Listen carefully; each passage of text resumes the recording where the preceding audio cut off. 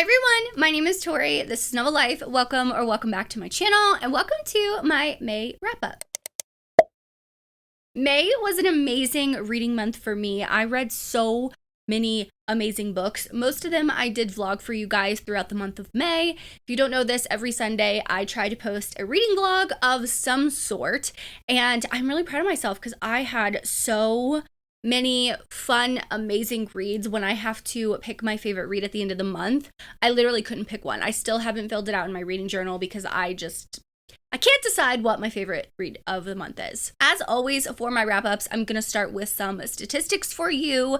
So I read 17 books in the month of May, which is so good. That is the highest month I've had all year. I had 9 audiobooks, 5 ebooks, and I physically read 3 books. I read 8 romances, 2 fantasy books, 5 fantasy romances, and 2 historical fictions. For star rating, I am so happy with my star rating. My average was 4.38, which is so good. I am very shocked with that. I had 8 5-star reads. I had 2 4.5 stars. I had 2 4 stars, and I had 5 3.5 stars. Now, for my page count, I had 7,831 pages. I have 17 books to talk about in this video, so I'm not going to keep yapping about statistics. We're just going to dive into all of my thoughts, what my ratings were, all of that stuff. And if I do have a reading vlog, I will tell you if I have a reading vlog, if I remember, honestly. But let's go ahead and dive right in. The first book I read in May, The Great Alone by Kristen Hanna.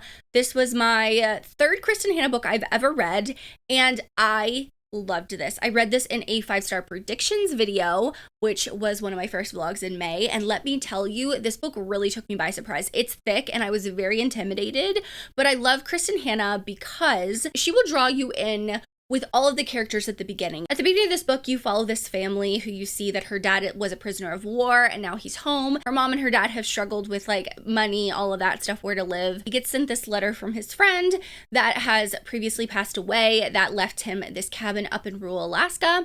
So they moved to Alaska to become basically homesteaders. And it is all about their struggles with that. The mom, the dad, him being a prisoner of war and having PTSD, the mom struggling with her love for her husband, our female character, who's a young girl at the beginning of the book. You see how she sees everything that's going on, and it is a beautiful story. I was not expecting this, and I gave this 5 stars. I really loved this one. It was so good. I was thoroughly surprised. But yeah, Kristen Hanna really knows how to write a book. Like that. The next book I read for that 5-star predictions video was Enchantra by Kaylee Smith. So I will say this one kind of let me down a little bit. I ended up giving it 3.5 stars. I really wanted to love it more because I loved Phantasma so freaking much. I gave Phantasma 5 stars. Now this one, I really loved the beginning and I really loved the ending. I enjoyed our female character, but I felt like there was no character growth in the book, but I also felt like the plot was a little bit redundant. So like Phantasma, there is this kind of games or trials kind of in the middle. You see our female character, she goes to Enchantra after finding these letters that her mom had been receiving from this person, and she wants to learn more about her magic and all of this stuff like that. So she goes, and you see that she enters Enchantra when she's not supposed to, and that's where she meets the Silver siblings, and they're a family. The dad's there. They have, I think it's 8 kids, 7 or 8 kids. There's lots of twins in there. You see that she has to get married to Rowington, technically, Silver, and they get married for reasons that she wants to play the game, if she wants to survive, if she wants to live, because she's stuck in Enchantra until after the games are over, yada yada. And then if you win, you can leave. One of the Silver siblings can leave. It's like a game that happens every so often, and there is a devil that controls them and while they're stuck in this house, and there's like a lot of things, but to get to know all the siblings, it was just the same hide and seek game throughout the book while she was trying to not die. And like, while the horror aspect and gothic vibes were there, I just felt like it was a little redundant, and it was just a way for her to kind of get to know all of the siblings. So it wasn't like a horrible book. I just wanted something more because I loved the different games in Phantasma, and I loved the mystery of our hero that we didn't have that in this book. Like, we knew who he was and all that stuff like that. So I was a little disappointed in that because it was a 5-star prediction, but I did do a reading vlog where I read some of my physical arcs on my Patreon. I always do that. I have this like series ongoing where when I get physical arcs, Indy or Chad, I will try to read them early. So I read Best for Last by Bailey Jane. So I read Tied Together during the Christmas season because that one takes place in Paris during Christmas, and this one is about our female character from the first book, her brother. So we do meet these two characters. It is her best friend and then her brother. I thought this one was cute. I ended up also giving this one 3.5 stars. I think it was adorable. It's like a fake dating thing. They're trying to figure things out, friends to lovers, but with friends to lovers, I love when they have a backstory, but I never understood why they like why they never tried to get together previously if they did have feelings for each other. Like they were never said until the fake dating aspect came up. And I understand that because he's like, oh, I'm seeing her in a different light and yada, yada, yada. And while this one was cute, it wasn't my favorite by Bailey Jane. I do love Tied Together more. But this cover is super adorable, super cute. So I'm grateful that the author sent this to me and I was able to read it early. I did read Be With Me by Gabrielle Sands. She sent me this beautiful copy with the sprayed edges in a PR box, but I did read this via ebook. I had the e-arc of it. I ended up giving this one 5 stars. If you want an obsessive hero, an alpha hero, a mafia dude that's like, I know I'm not supposed to be doing this. He's part of the Ferrero mafia family, and he is, I think he's the youngest if I'm not mistaken. And you see that he doesn't really have like a plan. He's just like does what his mother and his father tells him to. Then he meets our female character who is actually the mayor's daughter. Well, Mayor and Running's daughter, and he is running on the campaign of taking his family down. So clearly they're enemies, their families are rivals and stuff like that. I love this. He is so obsessive. He is so, I wish I can explain all of Rom and like Romolo and like what he is and how he is, but I really love this one. If you love like a higher stakes mafia romance with just like a slow burn romance at that. Oh, so good. But I love our female character because she can see through him. She knows exactly what he's doing. She knows exactly the games that he's playing and that he's trying to get information from her. And I really like this one. The next book I read was Revive Me by Nikki Castle. I was actually able to beta read this book. Nikki Castle reached out because this book has disability rep. Our main male character, Roman, he is a MMA fighter, and you see that he is slammed during a fight and he has an incomplete spinal cord injury. And you see that after 2 years, he walks into our female character's physical therapy center. She works there, and they previously had a meeting when he was still a fighter, and it was like 2.5 years earlier, something like that. And now that he notices her, she's like, do I still treat him? Do I still become his physical therapist? Like, I feel like there's something there, but he doesn't give any recognition that he remembers her. So she's like, I guess it's fine. Like, it was literally one night we had a conversation at a bar. It should be fine. And this is a beautiful story. I tell you, if you are someone who struggles with chronic pain, a chronic illness, a disability, this book is for you. I want to scream it from the rooftops that I want more people to read this book. I loved it so freaking much. I've always been a fan of Nikki Castle, but what she did with this book is she combined her emotional storytelling with, you know, sports and MMA that she knows into such an amazing story of recovery, of healing, and how it's not linear, and there's multiple different layers to healing and having a disability. It's a process, if that makes sense, and she really dived into that. There's a lot of mental health rep in this with our hero and what he goes through. So yeah, I really love this. I was so grateful to be able to beta read this, give my feedback, because she's an amazing writer and I love this book so much. The last book I read for my 5-star predictions was Blood Over Brighthaven by Emma Wang. So I read The Sword of Kaigen earlier this year. It was one of my first books that I read this year, and I knew from that book that this author was going to become a new favorite fantasy author for me. This is a fantasy book. It is not a romantasy, not a fantasy romance, but the world building in this is so unique. Like, it's not like out of this world, but the little details she puts in this is so unique. The parallels to what is happening in the real world right now is so amazing. And she wrote this back in like 2022, 2023. I tell you, this is going to be one of my all-time favorite books. When I read this book, I was not in a slump, but I was just constantly thinking about this book. I still think about this book because I thought it was amazing.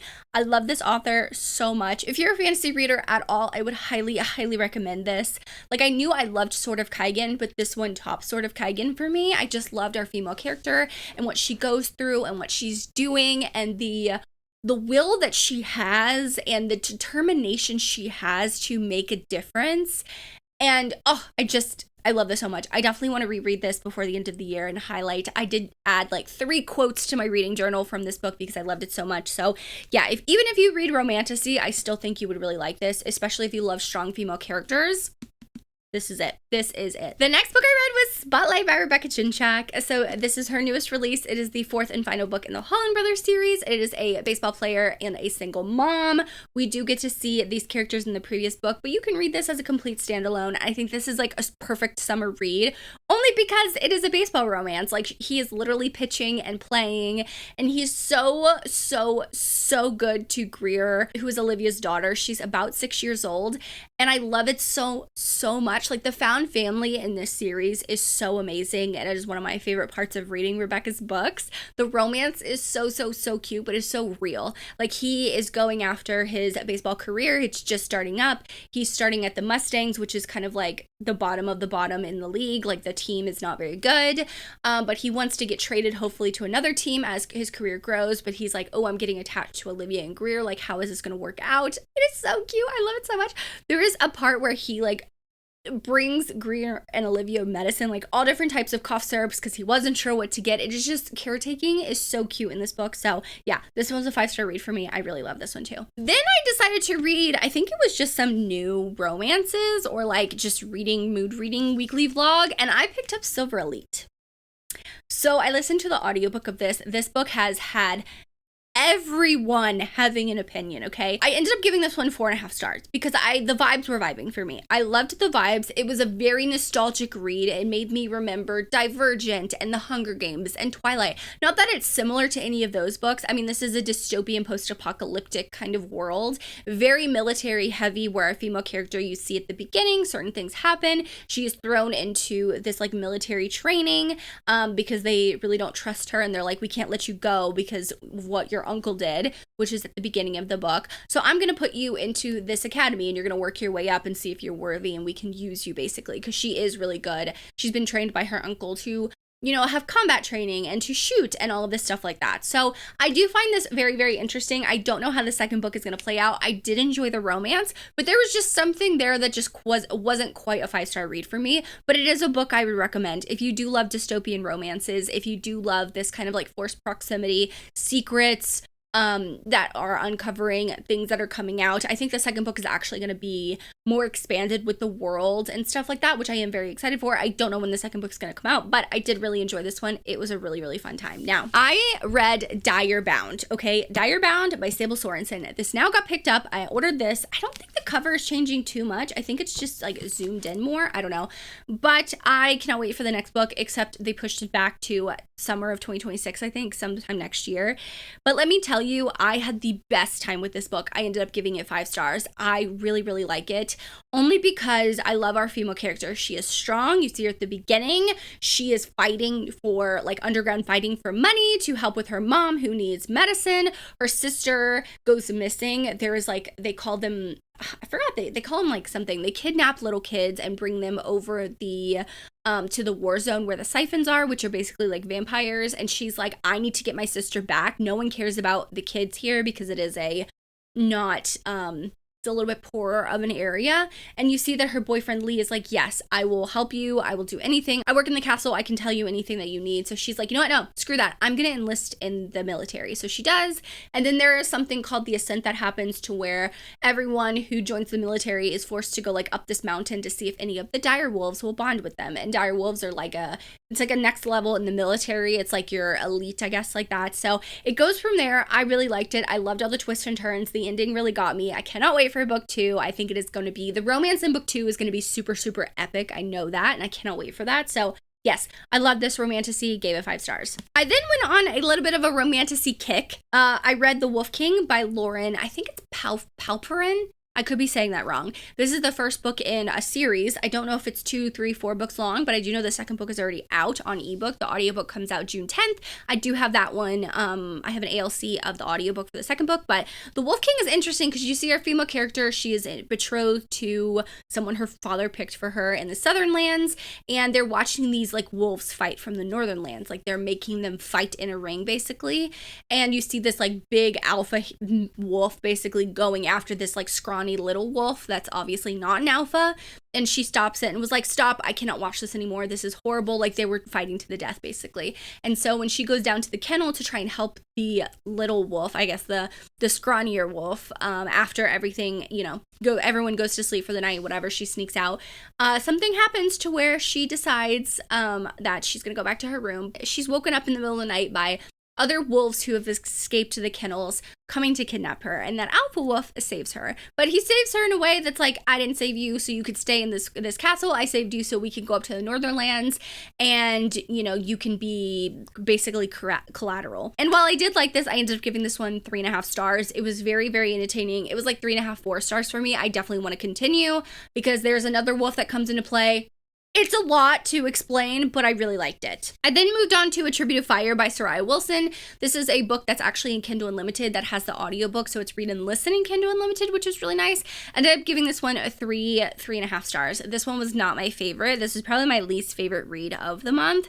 And I say that only because I wanted more. You see our female character, she bribes her way into this 1-year sacrifice that happens to where she has to run through the rival kingdom's streets, and if she makes it to the temple of the goddess, then she can stay there and stuff like that, and she survived. But every woman for the past I don't know how many years has died because they're killed, but there's always 2 women that are supposedly called and sacrificed. But she bribes that they pick her name, but her adopted sister is also called, but they are kids of the king and queen of her kingdom. So it is very brutal. It is very it's a romantasy, and there's a lot of twists and turns. There's a lot of mystery of like the hero and stuff like that. And while I did enjoy it, I just felt like it was something missing. Like the first 40-50% of her going through the trials was so fun and so action packed, and the last half just like stopped and slowed down, and it was more like info dumping and about the goddesses and all that. I just did not really like it. I kind of checked out. So yeah, that was a 3 and 3.5 star. And then I read Empire of Flame and Thorn by Marion Blackwood. I really like this one. I ended up giving it a solid 4 star. I do have the second book downloaded on my Kindle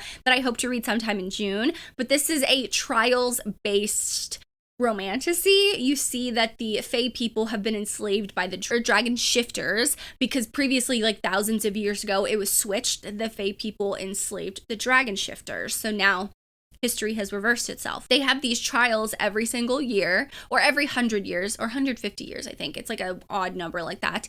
And they have these trials to where if you compete and you are one of the 3 that are last standing after all of these trials, you basically get to have your freedom and you get to leave this like city that they've corralled all the Fae people in. And you see that she wants a better life for herself. She has like emotion manipulation basically, but it's like you can tell she's doing it because her eyes glow. Any Fae that uses their magic, their eyes glow, but you see that she's part of the rebellion, but she hasn't moved up because people don't trust her because of her magic, and she's like, you know what, her parents don't like her, she's gonna go into these trials. And there's this one dragon prince, he's head of the Black Dragon clan, which is Draven. You see that he is doing everything possible to make sure that she loses, and every single obstacle she overcomes. And something happens at the end of the book that is wild. I did not see it coming at all, and I was like, holy shit. I cannot wait for book 2. It's a little bit on the darker side at the end, but I still really love it. I think book 3, the third and final book, does come out in June, I think at the end of June. So I want to kind of catch up and read those, but they're very fun. I am very committed to these characters, and I definitely want to see where book 2 goes. So that was a solid 4 star for me, like a high 4.5 star. And then my most recent reading vlog was finishing my May TBR, and that included releasing 10. I was able to get a physical arc of this book, and you see me open this package. I did not expect this in the slightest. Now, there's a lot of controversy going on around this book, and while I love the Boys of Tommen series, the whole Boys of Tommen series has helped so many people, and with their mental health, with everything that they've gone through. I personally love redeeming and saving 6 with Joey and Aoife's story just because I relate to Joey so much. But Lizzie does go through a whole, oh my god, she is literally one of the most resilient characters in the whole Boys of Tommen series, and you're like, really? After Shannon, after Joey, after Gibbsy? Yes, she is literally one of the most resilient characters, and I love her so much for that. She goes through a lot of mental health stuff in this book from the age of like 3, I think, but she also goes through a lot of abuse and trauma. So I definitely want everyone, this is a book, I said this in my reading vlog, I would recommend this book, but you need to make sure that you're in a healthy mind, like, and safe place to go into this book because it is heavy. I read this book over like 3 or 4 days. There's no way that I could have binge read this because it is so heavy with the emotions and what she's going through. And yeah, I love Lizzie. I love Huey. Huey is like a top book boyfriend for me. I love him so much. He is just ride or die for everyone. So yeah, I ended up giving this 4.5, 5 stars. 4.5 only because it's hard to read when a kid is like 3, 4, 5, 6. It's like, how can you really relate to that? But I did appreciate it, but I still would rate this like 4.5, 5 stars, but it's still, The Boys of Tommen has my heart. I love this series. And then finishing my May TBI, I read Rewind It Back by Liz Tom 40. I ended up giving this 4.5 stars. This is Rio and Hallie's story. I love a second chance romance. I loved this book so much. It was so fun. I loved just like going through their relationship and what happened in flashbacks, and it tells the story. I love them coming together. I love that they had really good communication in this book that you can tell from when they were younger. They didn't, but now they do. Now that they're older, they do. I love that they can communicate. I love that they can open up to each other again, and I just loved this story. It was such a good conclusion to the Windy City series, but Caught Up is still my favorite. Love that book, but love this book, but Caught Up is still my favorite. My Leave It to the Pros book club pick for May was Winter Garden by Kristen Hanna. I know 2 Kristen Hanna books in a month. I don't know what was up with me. I ended up giving this 3.5 stars, and I feel like going from like The Great Alone to this one, her storytelling and her writing is definitely grown, which is obviously what you do. This was written in 2010, so it's a lot older of a book. And I liked the last half of the book, but the beginning was a little slow. I get what she was trying to do, but I just felt like it was a little too slow for me, and I wanted more of like the historical fiction aspect to hit sooner rather than later. But it was still a good, solid book. But yeah, me and Christy both gave this 3.5 stars. And I ended May with Curvy Girl Summer. I actually finished this book on the last day of May, and this is a perfect summer read. I love this book so much. I gave it 4.5 stars. It was so fun. I love our female character because you see that she has concerns from her family about her dating and her turning 30 and where she's going with her life and this and that. And you see that she's like, you know what? Fine. I will take the summer and I will date all these guys from different dating apps to see like if they're my person, right? If they're for me, all of that stuff, okay? And she does that, and she meets this bartender on one of like the first dates, I think, or something like that. He wears a wedding ring, so she's like, okay, he's off limits. He's like, why don't you bring your dates here to my bar? I sit at the bar. I'll like kind of watch your back, make sure everything's fine. So he does this all summer for her. It was so cute. I loved it. I thought it was super cute. I thought that the talk of how men are in dating was so fun. I just loved it so much. Like her going out with her girlfriends. I cannot wait for Plus Size Player, which is the second book in the series that comes out in June. I already have my audiobook on hold. I cannot wait to read that book. But I love the friend group too.